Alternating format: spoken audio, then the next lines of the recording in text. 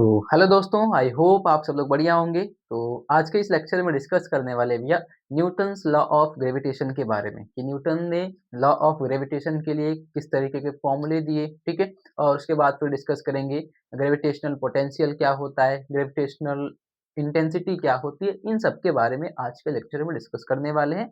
And इससे पहले हम लोगों ने सेंट्रल फोर्स के बारे में डिस्कस करा था, ठीक है। तो सेंट्रल फोर्स का ही एक एग्जांपल होता है gravitational force and electric force. तो इसके बारे में हम लोग डिस्कस करने वाले हैं, ठीक है। चलिए स्टार्ट करते हैं। जो टॉपिक है हमारी सिंपल, उसका नाम है न्यूटन्स लॉ ऑफ ग्रेविटेशन, ठीक है। तो ये न्यूटन नाम के एक साइंटिस्ट थे, सब लोग जानते हो आप लोग, ठीक है।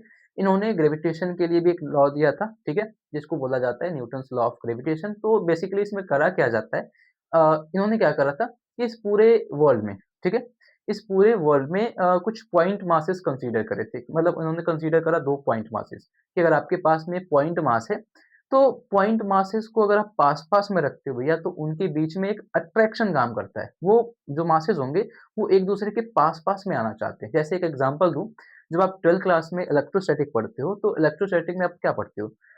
स्टार्टिंग में फर्स्ट चैप्टर में आपको कूलम्ब्स लॉ मिलता है। तो उसमें कुलाम नाम के एक साइंटिस्ट थे, ठीक है? उन्होंने क्या बताया था कि जब आपके पास में पॉइंट चार्जेस होते हैं, ठीक है? और पॉइंट चार्जेस को सेपरेट करके थोड़े डिस्टेंस पे अगर आप रखते हो, तो उनके बीच में एक फ़ोर्स ऑफ अट्रैक्शन या रिपल्शन काम करता है। अगर वो सेम नेचर के होते हैं, तो उनके बीच में फ़ोर्स ऑफ रिपल्शन काम करता है एंड डिफरेंट नेचर के होते हैं, तो फ़ोर्स ऑफ अट्रैक्शन काम करता है। सिमिलरली ऐसे ही आपके न्यूटन ने भी एक लॉ दिया था। इन्होंने क्या करा था, पॉइंट मासेस को कंसीडर करा था कि अगर आपके पास में, ठीक है, इस पूरे वर्ल्ड में, ठीक है, तो अगर इस पूरे वर्ल्ड में अगर आपके पास में कुछ पॉइंट मासेस हैं, सपोज ये एक पॉइंट मास है जिसको नाम देते हैं m1, एक दूसरा पॉइंट मास है जिसका नाम है m2, ठीक है। पॉइंट मास है, इन पॉइंट मास को कुछ डिस्टेंस पे रखा जाता है और उस डिस्टेंस को नाम देते हैं r। तो इन्होंने क्या करा था, जो पॉइंट मासेस होंगे, ठीक है, तो पॉइंट मास को जब आप पास-पास में रखते हो, तो मास को पास में रखने पे उनके बीच में ना फ़ोर्स ऑफ अट्रैक्शन काम करता है। वो मास एक-दूसरे के ना पास में आना चाहते हैं। ये इसके पास में आना चाहता है भैया, और ये इसके पास में आना चाहता है, ठीक है। तो इनके बीच में एक फ़ोर्स ऑफ अट्रैक्शन काम करता है। उसी फ़ोर्स ऑफ अट्रैक्शन को बोला जाता है ग्रेविटेशनल फ़ोर्स, ठीक है, जिसको बोला जाता है न्यूटन्स लॉ ऑफ ग्रेविटेशन। ठीक, अब उसमें करा क्या था इन्होंने, तो ये करने के बाद उन्होंने इसको डिफाइन कैसे किया था, मैथमेटिकली डिफाइन करना हो तो जो फ़ोर्स होगा, ठीक है, वो फ़ोर्स डायरेक्टली प्रोपोर्शनल होगा प्रोडक्ट ऑफ मासेस के। पहली बात तो उन्होंने ये करी थी कि जब आप इन मासेस को पास-पास में रखते हो कुछ डिस्टेंस पे, ठीक है, तो उसमें जो फ़ोर्स ऑफ अट्रैक्शन काम करेगा भैया, वो फ़ोर्स ऑफ अट्रैक्शन मास के प्रोडक्ट के डायरेक्टली प्रोपोर्शनल होता है। तो ये फर्स्ट इक्वेशन उन्होंने बनाई थी। फिर उसके बाद एक सेकंड टर्म बोला था कि जो भी उनके बीच का डिस्टेंस होगा, उनके डिस्टेंस के इनवर्स स्क्वायर के इनवर्सली प्रोपोर्शनल होता है, ठीक है? डिस्टेंस जो भी होगा उसका स्क्वायर करो और उसके इनवर्सली प्रोपोर्शनल करेंगे एंड इनको कंबाइन करके नाम दिया था न्यूटन्स लॉ ऑफ ग्रेविटेशन, ठीक है? तो इसको कंबाइन करोगे भैया इक्वेशन फर्स्ट एंड सेकंड को, तो ये मिलेगा m1 m2 divide by are square. And जानते हो ये प्रोपोर्शनल साइन हमेशा हटाने के लिए कांस्टेंट टर्म यूज करा जाता है, तो इन्होंने कांस्टेंट टर्म यूज करा था जिसको नाम दिया भैया इन्होंने capital G m1 m2 divide by are square, ठीक है। तो ये एक फॉर्मूला बनाया उन्होंने न्यूटन भाई साहब ने, ठीक है। क्या फॉर्मूला बना, F is equal to capital G m1 m2 divide by are square. And इस कैपिटल जी को कहा जाता है ग्रेविटेशनल कांस्टेंट, या फिर ऐसे लिखो universal gravitational constant, universal gravitational gravitational constant, ठीक है। इसका नाम ये होता है, जो कैपिटल जी है उस कैपिटल जी को नाम होता है, मतलब यूनिवर्सल ग्रेविटेशनल कांस्टेंट बोलते हैं। एंड इसकी एक वैल्यू होती है, फिक्स्ड वैल्यू होती है 6.67 इंटू 10 के power minus 11 newton metre square per kg square. ये इसकी एक फिक्स वैल्यू होती है कैपिटल जी की, ठीक है। एंड कैपिटल जी को बोला जाता है यूनिवर्सल ग्रेविटेशनल कांस्टेंट, मतलब हर जगह पे ये कांस्टेंट की वैल्यू इतनी ही फिक्स होती है, ठीक है। तो ये जो समेशन है, इसमें एक चीज़ याद रखना, जब हम सेंट्रल फोर्स की बात करते हैं, तो ये जो ग्रेविटेशनल फोर्स होता है भैया, वो सेंट्रल फोर्स का टाइप होता है या फिर सेंट्रल फोर्स का एक एग्जांपल होता है। तो सेंट्रल फोर्स में मैंने आपको ये बताया था कि अगर कोई फोर्स ऑफ अट्रैक्शन काम करता है, तो उधर पे आप नेगेटिव साइन लेके चलते हो एंड फोर्स ऑफ रिपल्शन काम करता है, तो पॉजिटिव साइन लेके चला जाता है, ठीक है। ये एक तरीके से कह सकते हो कि बाउंडेशन वगैरह कुछ भी, जो भी समझना समझ लो, ठीक है। तो ये एक टाइप से सेंट्रल फोर्स का ही टाइप होता है, सेंट्रल फोर्स का एग्जाम्पल है ग्रेविटेशनल फोर्स। तो ये जो फोर्स ऑफ काम देख रहे हो, फोर्स का जो काम देख रहे हो, फोर्स ऑफ अट्रैक्शन का काम चल रहा है ना। इधर पे फोर्स ऑफ अट्रैक्शन लग रहा है भैया। तो फोर्स ऑफ अगर अट्रैक्शन लग रहा है तो इसको लिखा जाता है इस तरीके से, मतलब एक्चुअली में ये फॉर्मूला इस तरीके से लिखा जाता है, F is equal to minus G m1 m2 divide by are square. ठीक है, तो अगर आप कहीं बुक वगैरह में देखते हो ना, तो ये जो फॉर्मूला है एक्चुअली में ये इस तरीके से दिखता है, F is equal to minus का capital G m1 m2 divide by are square. मतलब जब भी आप ग्रेविटेशनल फील्ड की बात करोगे, ग्रेविटेशनल पोटेंशियल की बात करोगे, ग्रेविटेशनल फोर्स की बात करोगे, तो सिंपल एक काम करना होता है, उसमें माइनस का साइन लगा के चलना पड़ता है, because of force of attraction. ठीक है, and also of central force की वजह से। ठीक है, अच्छा इसका अगर डेफिनेशन लिखना हो तो कैसे लिखोगे भैया इसका डेफिनेशन? तो सिंपली इस तरीके से लिख सकते हो कि this law states that the force of attraction, ठीक है, ऐसे लिख सकते हो, this law states that, this law states that, ठीक है, क्या कहता है भैया ये law? The force of attraction, the force of attraction between two point masses, ठीक है, बिटवीन टू पॉइंट masses। देखो ये जो लॉ लगाया गया था ना, बनाया गया था, ये पॉइंट masses के लिए बनाया गया था। ठीक है, between two point masses is directly proportional to, is directly proportional to, directly proportional to क्या होगा भैया? मास के प्रोडक्ट के, product of masses, product of masses and inversely proportional to, inversely proportional to, ठीक है, inversely proportional to square of distance, square, ठीक है, of distance between them. चलो ये हो गया, inversely proportional to square of distance between them, ये कहता है Newton's law of gravitation. And उसको मैथमेटिकली एक्सप्रेस करना हो तो भैया इस तरीके से एक्सप्रेस करा जाता है, F is equal to minus का capital G m1 m2 divide by are square, जिसमें m1 m2 को पॉइंट मास कहा जाता है, r को m1 m2 के बीच का डिस्टेंस, एंड कैपिटल G को यूनिवर्सल ग्रेविटेशनल कांस्टेंट। ठीक है, तो ये था आपका न्यूटन्स लॉ ऑफ ग्रेविटेशन भैया। अब इसको नोट कर लो, तो फिर आगे चलेंगे भैया हम लोग कह सकते हो ग्रेविटेशनल फील्ड इंटेंसिटी की तरफ बढ़ते हैं। ठीक है, इसके बाद डिस्कस करते हैं ग्रेविटेशनल फील्ड इंटेंसिटी, तो इसको नोट करो फिर आगे चलते हैं। ठीक है,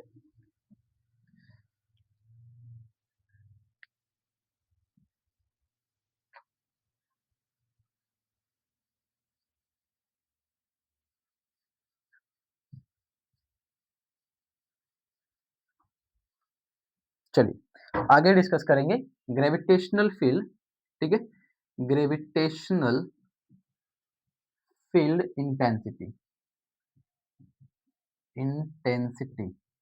ठीक है, अगली जो टॉपिक है हमारी उसका नाम है भैया gravitational field intensity. What is the gravitational field intensity, क्या होती है? तो जैसे अगर आपको याद हो इलेक्ट्रिक फील्ड इंटेंसिटी, तो इलेक्ट्रिक फील्ड इंटेंसिटी किस तरीके से डिफाइन करते हो? पहले तो हम इलेक्ट्रिक फील्ड को डिफाइन करते हैं कि इलेक्ट्रिक फील्ड इज अ, कहते हो कि एक वर्चुअल फील्ड होता है, ठीक है, जो कि दिखता नहीं है पर उसको कंसीडर करा जाता है। वो एक ऐसा फील्ड होता है जिस फील्ड के अंदर या फिर कोई चार्ज पार्टिकल लेके आते हो, तो भैया अगर पहले से कोई चार्ज पार्टिकल उसके अंदर है तो या तो उसके बीच में अट्रैक्शन काम करता है, फिर रिपल्शन काम करता है नेचर के हिसाब से। तो इस तरीके से आप डिफाइन करते हो। ठीक है, तो सपोज आपको अगर ग्रेविटेशनल फील्ड इंटेंसिटी डिफाइन करना है, तो पहले तो डिस्कस कर लेते हैं भैया ग्रेविटेशनल फील्ड क्या होगा। तो जैसे सपोज करो आपके पास में ये एक m मास का कोई पार्टिकल है।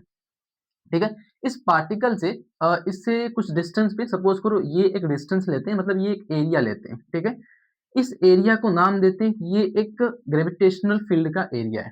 ठीक है, अब ये ग्रेविटेशनल फील्ड का एरिया होने का मतलब कि अगर इसके अंदर, इस एरिया के अंदर आप कोई भी दूसरे कोई भी दूसरा पॉइंट मास लेके जाते हो। ठीक है, अगर इस फील्ड के अंदर कोई दूसरा पॉइंट मास लेके जाते हो तो ये क्या करेगी, इन दोनों के बीच में ना अट्रैक्शन काम करना स्टार्ट करता है। ठीक है, दोनों एक दूसरे को भैया अट्रैक्ट करना स्टार्ट करते हैं। ठीक है, तो जैसे ही ये कह सकते हो कि जो ग्रेविटेशनल फील्ड होता है उसका सिंपल सा मीनिंग ये होता है कि अगर कोई फील्ड है, ठीक है, कोई पॉइंट मास है, उस पॉइंट मास के आसपास का वो एरिया जहाँ तक वो किसी और मास को अट्रैक्ट कर सकता है, ठीक है?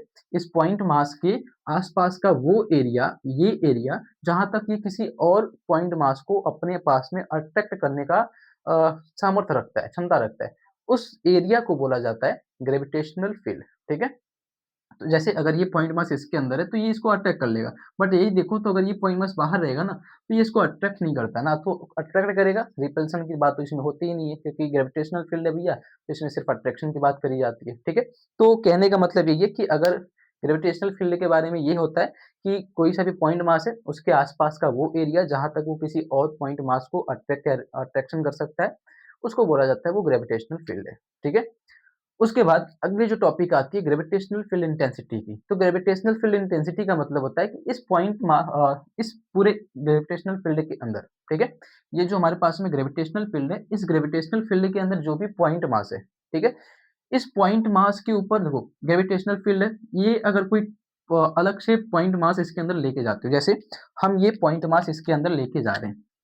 ये वाला पॉइंट मास हम इसके अंदर लेके जाते हैं, जिसको हम लोग एक्चुअली जैसे चार्ज के अंदर उसको टेस्ट चार्ज कहते हैं, तो इधर पे उसको टेस्ट मास बोल दो, ठीक है?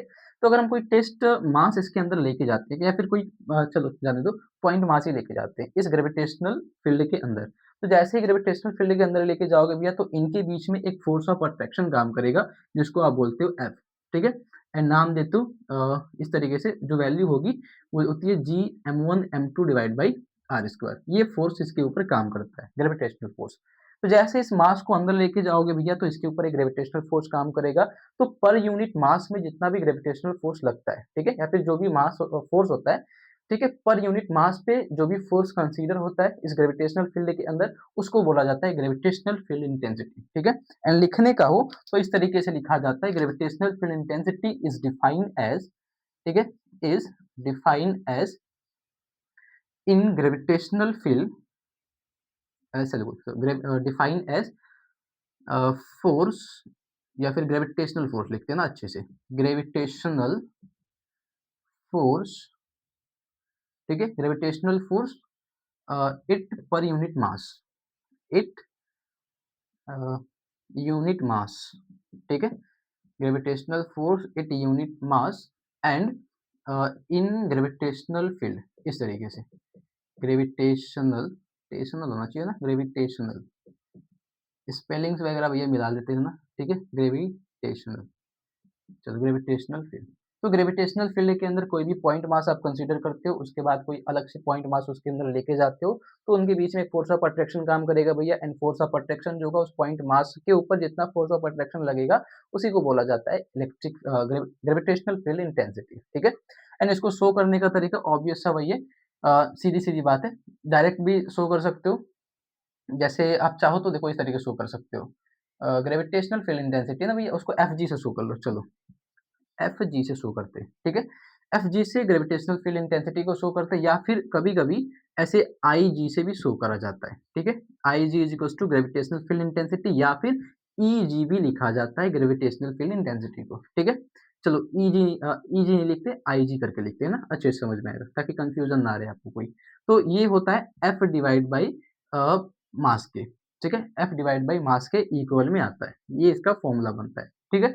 एंड अगर आपके पास में कोई एक पॉइंट होगा, लेट सपोज कोई एक पॉइंट है, इस पॉइंट मतलब कोई एक पॉइंट मास है, ठीक है? इस पॉइंट मास से अगर आर डिस्टेंस पे कोई पॉइंट है ए, इस पॉइंट ए पे अगर आपको यही ग्रेविटेशनल फील्ड इंटेंसिटी निकालना हो, तो ये इसका फॉर्मूला होता है, gravitational field intensity is equal to, इस तरीके से लिखा जाता है भैया, क्या कर सकते हो, कैपिटल जी एम, ठीक है, डिवाइड बाई आर, इस तरीके से डिफाइन कर सकते हो, m divide by are square, ये इसका फॉर्मूला होता है, ठीक है? मतलब सिंपली क्या करते हैं, जैसे हमारे पास में फोर्स का फॉर्मूला होता है ना, actually F is equal to capital G m1 m2 divide by are square, ये फोर्स का हमारे पास में फॉर्मूला होता है। तो सपोज हम कोई मास लेके कोई सपोज करो m1 नाम देते हैं, जैसे m2 मास का या फिर m2 मास को हम लेके जाते हैं, ये सपोज करो m1 है, ये m2 को हम इसके अंदर लेके जाते हैं, ठीक है?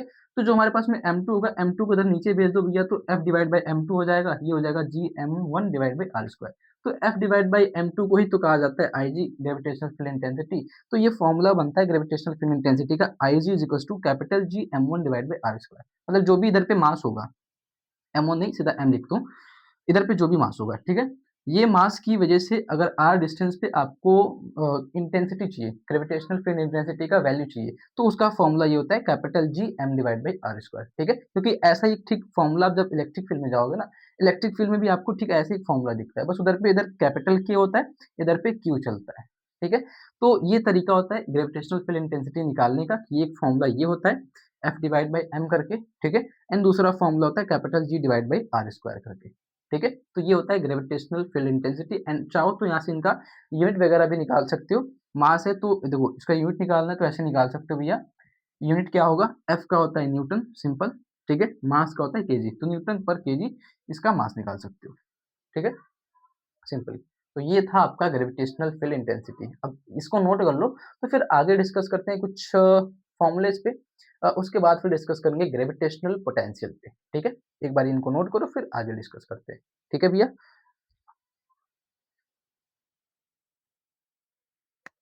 ठीक है? अच्छा एक चीज़ और, अगर आप ध्यान दो तो अभी जस्ट मैंने पहले बोला था कि ये फ़ोर्स ऑफ अट्रैक्शन का होता है, तो इसके लिए हम माइनस साइन लेके चलते हैं, तो एक्चुअली यहाँ से माइनस साइन लेके चला जाता है, तो जो वैल्यू आएगी भैया, वो माइनस के फॉर्मेट में आती है, ठीक है? तो ये वैल्यू आप माइनस के फॉर्मेट में लेके यूज़ करोगे, जब भी आपको ये यूज़ करना होगा, आप माइनस के साइन के साथ हमेशा यूज़ करते जाओगे, ठीक है? चलो, अब आगे डिस्कस करते हैं भैया हम लोग ग्रेविटेशनल पोटेंशियल के बारे में डिस्कस करेंगे, ठीक है? अगला जो टॉपिक होगा हमारा वो होगा ग्रेविटेशनल पोटेंशियल का, कि क्या होता है ग्रेविटेशनल पोटेंशियल एंड अलग-अलग सरफेस के लिए ग्रेविटेशनल पोटेंशियल किस तरीके से निकालते हैं, ठीक है? चलो टॉपिक पहले लिखते हैं, टॉपिक का नाम है ग्रेविटेशनल पोटेंशियल, ठीक है? अब ग्रेविटेशनल पोटेंशियल तो टॉपिक का नाम हो गया, अब ये निकालते कैसे हैं? तो ये करने के लिए मैं एक ट्रिक बताता हूँ। जैसे आपने 12th क्लास में इलेक्ट्रिक पोटेंशियल पढ़ा था, ठीक है? तो उसका जो भी फॉर्मूला होता है जस्ट उसी फॉर्मूले को हम लोग यूज़ करके डायरेक्ट ग्रेविटेशनल पोटेंशियल निकालेंगे। मतलब कोई डेरिवेशन नहीं करना, बस हमको इलेक्ट्रिक फील्ड का फॉर्मूला आना चाहिए, ठीक है? बाकी सारा काम हम उसी के बेसिस पे करते जाएँगे, ठीक है? देखना कैसे होता है। चलो, अब ग्रेविटेशनल पोटेंशियल बताना तो सिंपल काम है। जैसे इलेक्ट्रिक पोटेंशियल होता है, वैसे ही ग्रेविटेशनल पोटेंशियल होता है। जैसे इलेक्ट्रिक पोटेंशियल में क्या करते हो कि एक पॉइंट चार्ज इनफाइनाइट से इलेक्ट्रिक फील्ड के अंदर लेके आते हो, तो लेके आने पे जो वर्क डन करना पड़ता है, वही वर्क डन आपका कन्वर्ट होता है इलेक्ट्रिक पोटेंशियल्स में, ठीक है? सिंपली आप जब ये ग्रेविटेशनल पोटेंशियल की बात करते हो, तो आपके पास में एक पॉइंट मास होता है किसी ग्रेविटेशनल फील्ड के अंदर, ठीक है? जैसे एग्ज़ाम्पल देता हूँ, सपोज़ तुम्हारे पास में एक पॉइंट मास है m, ठीक है? m क्या m1 कहता हूँ, m1 नाम का एक पॉइंट मास है तुम्हारे पास, ठीक है? अब इस m1 नाम के पॉइंट मास के पास में ये सपोज़ कोई ग्रेविटेशनल फ़ील्ड का एरिया है, ये ग्रेविटेशनल फ़ील्ड है, ठीक है? ये इसके आस-पास के एरिया का ग्रेविटेशनल फ़ील्ड बोलते हैं। अब इसके अंदर किसी और पॉइंट मास को लेके आओगे तो उसके ऊपर एक फ़ोर्स ऑफ अट्रैक्शन काम करेगा जिसको ग्रेविटेशनल फ़ोर्स बोलते हैं, ठीक है? अब सुनना, अब इसमें करा क्या जाता है जब ग्रेविटेशनल पोटेंशियल निकालना हो तो एक पॉइंट मास और इनफाइनाइट पे कंसीडर करा जाता है, ठीक है? कि हमारे पास में एक पॉइंट मास और है भैया m2 नाम से, ठीक है? जो कि इनफाइनाइट पे है, उसको इनफाइनाइट से इस ग्रेविटेशनल फील्ड के अंदर लेके आना है। तो ग्रेविटेशनल फील्ड के अंदर इसको जब लेके आओगे ना, इसके अंदर लेके आओगे, तो जो वर्क डन करना पड़ेगा इनफाइनाइट टू, ठीक है? इसके अंदर लाने के लिए, वही होता है आपका सिंपली ग्रेविटेशनल पोटेंशियल का फॉर्मूला, ठीक है? तो डायरेक्टली यूज़ करते हैं देखो, जैसे अगर हम इलेक्ट्रिक पोटेंशियल की बात करते हैं, तो इलेक्ट्रिक पोटेंशियल एक साइड पे निकालेंगे, तो इलेक्ट्रिक पोटेंशियल में हम लोग क्या करते हैं, अगर आपके पास में एक पॉइंट चार्ज है, ठीक है? एक पॉइंट चार्ज है q, इस पॉइंट चार्ज से अगर r डिस्टेंस पे एक पॉइंट लेते हैं a, और इस a पॉइंट पे भैया अगर आपको इलेक्ट्रिक पोटेंशियल निकालना होता है, तो उसका फॉर्मूला सिंपली क्या होता है, वो होता है भैया U इज इक्वल्स टू, ठीक है? इलेक्ट्रिक पोटेंशियल है तो V से भी दिखा सकते हो, U से भी दिखाया जाता है। तो इलेक्ट्रिक पोटेंशियल का फॉर्मूला क्या बनता है, K Q divide by R square, k Q divide by r, ये फॉर्मूला बनाते हैं, ठीक है? के क्यू डिवाइड बाई आर, कि अगर आप आपके पास में सिर्फ एक पॉइंट चार्ज है एंड एक पॉइंट चार्ज की वजह से अगर आपको इलेक्ट्रिक पोटेंशियल निकालना है तो के क्यू डिवाइड बाई आर, ये फॉर्मूला बनाते हैं।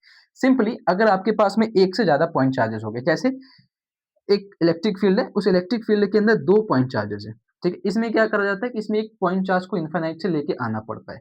वहीं पे इसमें क्या करना होगा कि आपके पास में 2 पॉइंट चार्जेस हैं Q1 एंड Q2 जिनके बीच का डिस्टेंस है R, ठीक है? ये इलेक्ट्रिक फील्ड के अंदर रखे हुए हैं, तो इनका जो आप इलेक्ट्रिक पोटेंशियल निकालते हो, वो क्या आता है? ये इलेक्ट्रिक पोटेंशियल आता है भैया U is equals to K Q1 Q2 divide by R। Simply ये करके आप निकालते हो, ठीक है? इस मेथड से आप इलेक्ट्रिक पोटेंशियल निकालते जाते हो। सिमिलरली इसी प्रोसेस से, इसी के डेरिवेशन से जब आप इलेक्ट्रिक ग्रेविटेशनल पोटेंशियल की बात करते हो, ठीक है?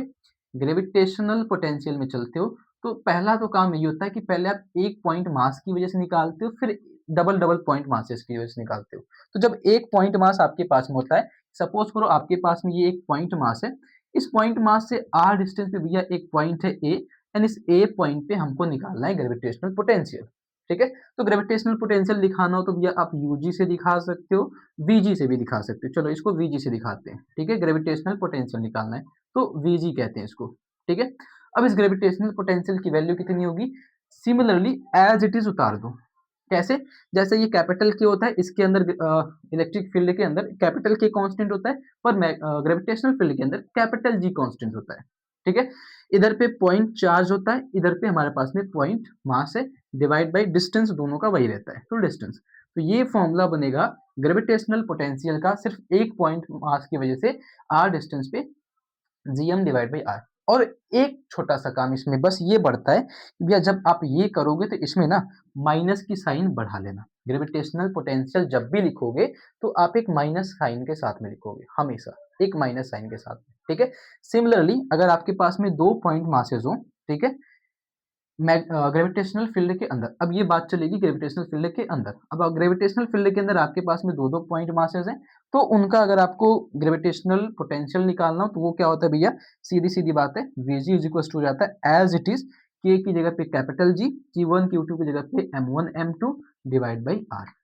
इस फॉर्मूले से आप निकाल सकते हो ग्रेविटेशनल पोटेंशियल, कहीं पे भी निकाल सकते हो, ठीक है? चाहे वो एक चार्ज की वजह से निकाल, चाहे एक मास की वजह से निकालना हो, चाहे दो दो मास की वजह से निकालना हो, तो ये फॉर्मूला बनता है पॉइंट मासेस का ग्रेविटेशनल पोटेंशियल निकालने का, ठीक है?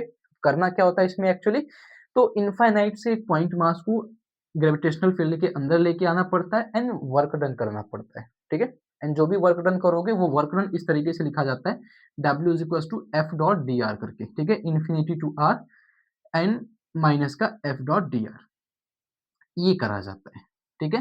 एंड जो एफ होता है, सिंपली एफ की जो इसमें वैल्यू रखते हैं वो होता है capital G M1 M2 divide by are square, ठीक है? एंड माइनस साइन के साथ में लेके चलते हैं ऑलरेडी, एंड उसके बाद डी आर मतलब इसमें डिस्प्लेसमेंट कितना करते हो वो चीज़ होती है, ठीक है? कितना डिस्प्लेसमेंट लेके आते हो, डी एक्स डी आर जो भी करते हो, वैल्यू रखोगे, कैलकुलेट करोगे, डिफरेंशिएट करोगे भैया, तो सीधी सीधी उसकी वैल्यू निकल के आ जाती है, ठीक है? तो इस फॉर्मूले से आप इस तरीके से इनकी ग्रेविटेशनल पोटेंशियल का वैल्यू कैलकुलेट करा जाता है, ठीक है? अच्छा, ये नोट कर लो, तो फिर आगे हम लोग डिस्कस करते हैं, जैसे एग्जांपल्स के लिए सपोज हमारे पास में कोई रिंग है, ठीक है? एग्जांपल लेते हैं रिंग, कोई रिंग है, उस रिंग की वजह से हमको ग्रेविटेशनल पोटेंशियल निकालना है एट ए पॉइंट आउटसाइड, ठीक है? सपोज जैसे ये हमारे पास में एक रिंग है, ठीक है? ये एक रिंग है जिसका रेडियस लेते हैं r, ठीक है? इस रिंग का ना रेडियस है r एंड इसका सेंटर है O, एंड इसके सेंटर से, ठीक है, या फिर आउटसाइड, इसके आउटसाइड एरिया पे एक पॉइंट है P, कंसीडर करते हैं, एक पॉइंट है A, एंड इस A पॉइंट पे हमको ग्रेविटेशनल पोटेंशियल निकाल के बताना है क्या होगा। तो सिंपल से काम ऐसे ही करते हो ना, ये अगर r रेडियस का है तो इसका जो डिस्टेंस होगा, सपोज ये स्मॉल r है, ठीक है? ये टोटल डिस्टेंस है सेंटर से स्मॉल r, एंड इसको मिलाते हो आप, एंड इसको कंसीडर करते हैं सपोज x, ठीक है? तो अब ये कंसिडरेशन के बाद भी जब हम ग्रेविटेशनल पोटेंशियल निकालना हो at a point A for ring के केस में, ठीक है, तो कैसे करते हो? सीधी सीधी बात है, जो फॉर्मूला होता है वो एक्चुअली में ऐसे लिखा जाता है, gravitational potential is equal to minus G M divide by r. ये फॉर्मूला होता है हमारे पास में, minus G M divide by r, ठीक है? तो सपोज इस रिंग का मास है m, तो हम अगर कंसीडर करें इस रिंग का मास है m, एंड जो डिस्टेंस होगा वो होगा x, तो इसके केस में ना ये x डिस्टेंस लेके चलते हैं, क्योंकि इससे x डिस्टेंस पे जो आउटसाइड पॉइंट है, रिंग के केस में आउटसाइड पॉइंट हमें x ही मिलेगा, ठीक है? तो x डिस्टेंस पे हमको a पॉइंट है जिसपे हमको ये ग्रेविटेशनल पोटेंशियल निकालना होता है। x की वैल्यू देखो तो भैया इधर पे एक ट्रायंगल बनता है जिसकी वैल्यू हम इस तरीके से निकालते हैं अंडर रूट करके, ठीक है? पाइथागोरस थ्योरम लगा के आप x की वैल्यू निकाल सकते हो, मिलेगा under root R square plus small r square, इस तरीके से।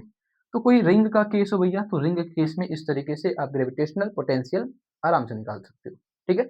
सिमिलरली आपके पास में होलो स्फीयर होता है, जो आपके सिलेबस में होलो स्फीयर, सॉलिड स्फीयर, तो उनका भी इसी तरीके से आप ग्रेविटेशनल पोटेंशियल निकाल सकते हो इजीली करके, ठीक है। तो एक बार इनको नोट करो, फिर आगे चलते हैं। कोई स्फीयर वगैरह रहेगा तो उनका ग्रेविटेशनल पोटेंशियल भैया किस तरीके से निकालेंगे, ठीक है। एक बार इसको नोट कर लो जल्दी से।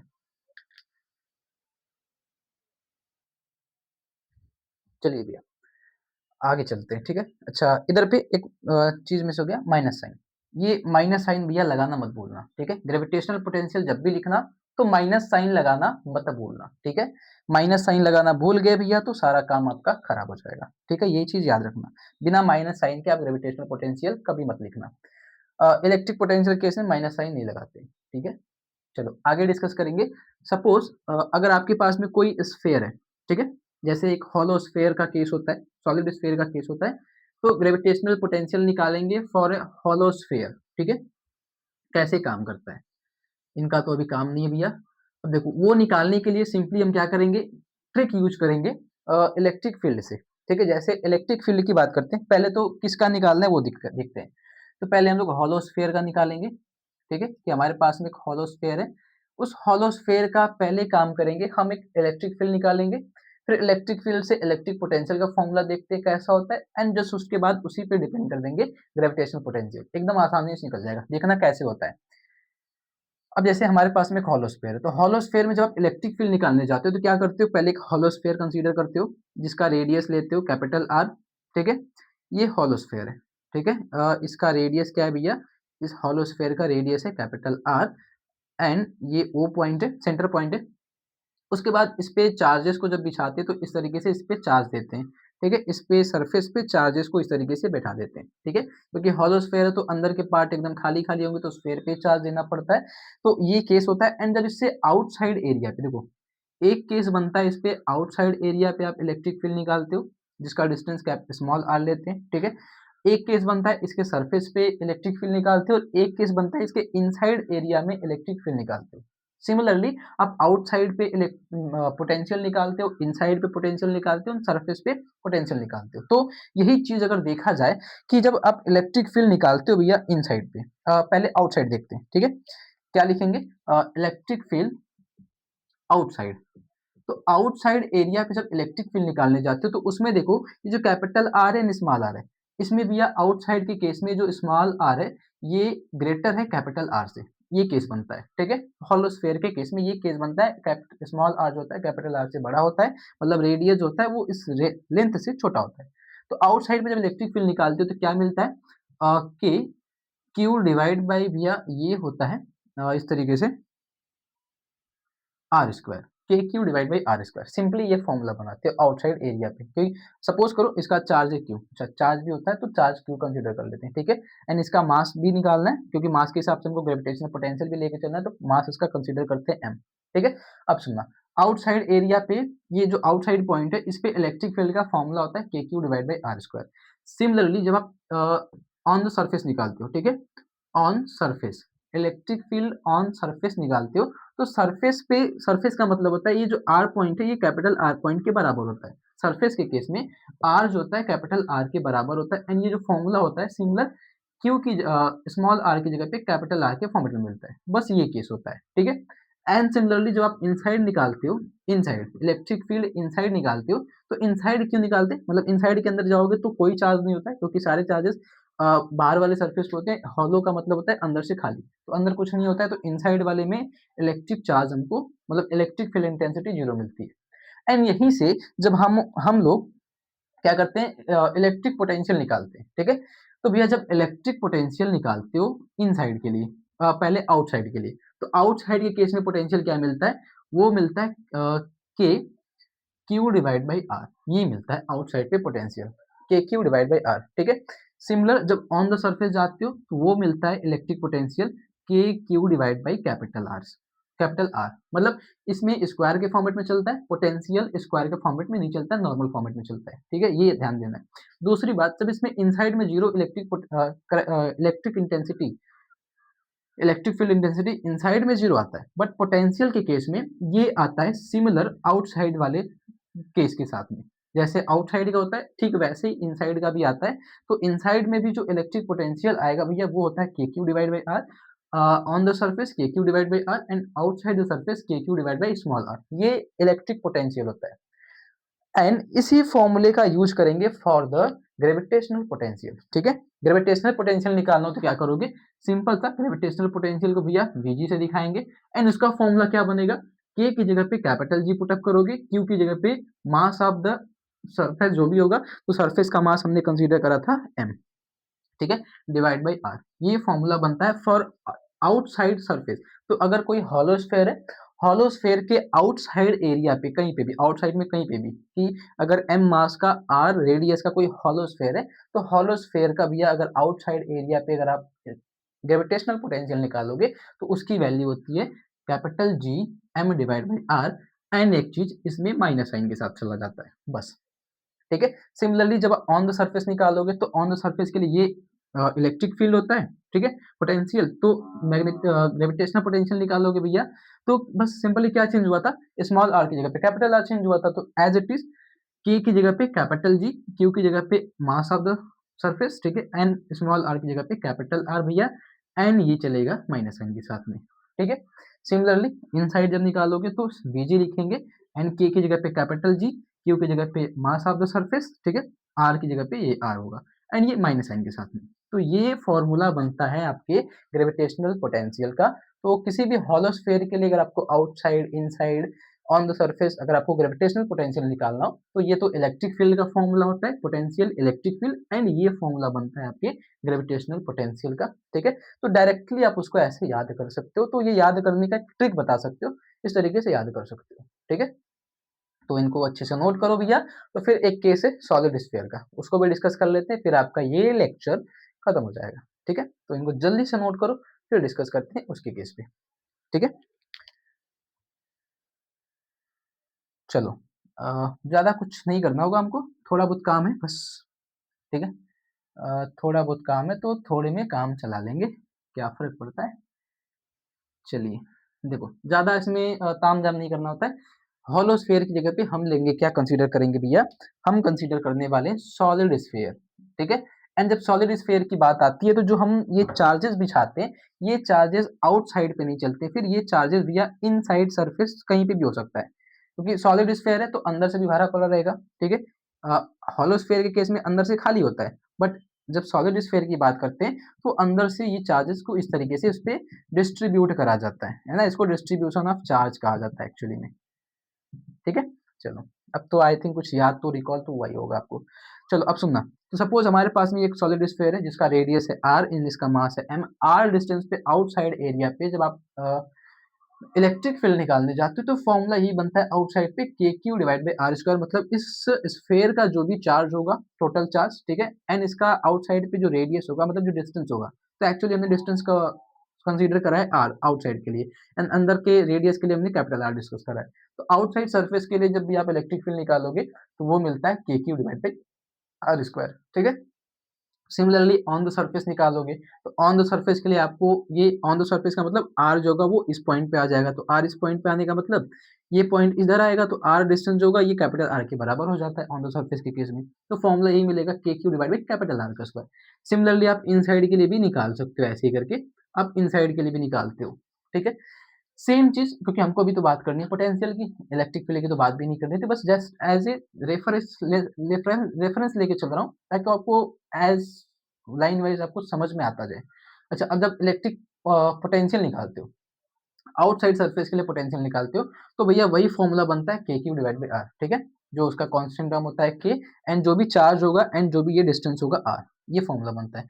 ऑन द सरफेस जाते हो तो ऑन द सरफेस के लिए आर कैपिटल आर के बराबर हो जाता है, तो के Q divide by capital R formula मिलता है। एंड द लास्ट केस जब इन साइड के लिए जाते हो तो इन साइड में देखो क्या मिलता है। ठीक है, वीई इन साइड के केस में। ठीक है, जब इनसाइड के केस में जाते हो भैया तो इनसाइड के केस में ये फॉर्मूला बनता है के Q divide by two r square. चलो, ये होता है r cube minus r cube, होना तो यही चाहिए I think, two r square square में होता है। ठीक है, two r, three r square minus r square divide by two r cube. तो ये फॉर्मूला बनता है आपके एक्चुअली ये कर सकते हो क्योंकि बाद में ये कैंसिल आउट होगा भैया, तो एक तो फॉर्मूला बचना चाहिए। चलो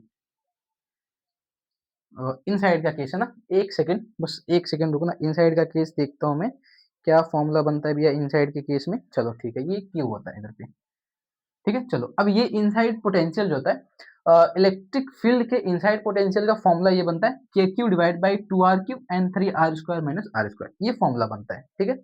सिमिलरली जब आप ग्रेविटेशनल पोटेंशियल की बात करते हो भैया, तो ग्रेविटेशनल पोटेंशियल किस तरीके से लिखा जाता है, एज इट इज आप वीजी से दिखाए हुए, ठीक है। उसके बाद के की जगह पे आप यूज करते हो कैपिटल जी, क्यू की जगह पे आप यूज करते हो मास ऑफ द सरफेस, ठीक है। डिवाइड करोगे ये 2r² 2r² ही लिखोगे, एंड सिमिलरली इधर पे चलेगा 3r² माइनस r², ठीक है। यही फॉर्मूला बनेगा आपके ग्रेविटेशनल पोटेंशियल का, and it is minus sign के साथ, बस ये करना है। तो ग्रेविटेशनल पोटेंशियल जब भी यूज करोगे, एज इट इज फॉर्मूला बनता है आपके इलेक्ट्रिक पोटेंशियल के, सेम फॉर्मूले बनते हैं जैसे इलेक्ट्रिक पोटेंशियल के फॉर्मूले होते हैं, एज इट इज आपके ग्रेविटेशनल पोटेंशियल के भी फॉर्मूले होते हैं हर एक सरफेस के लिए।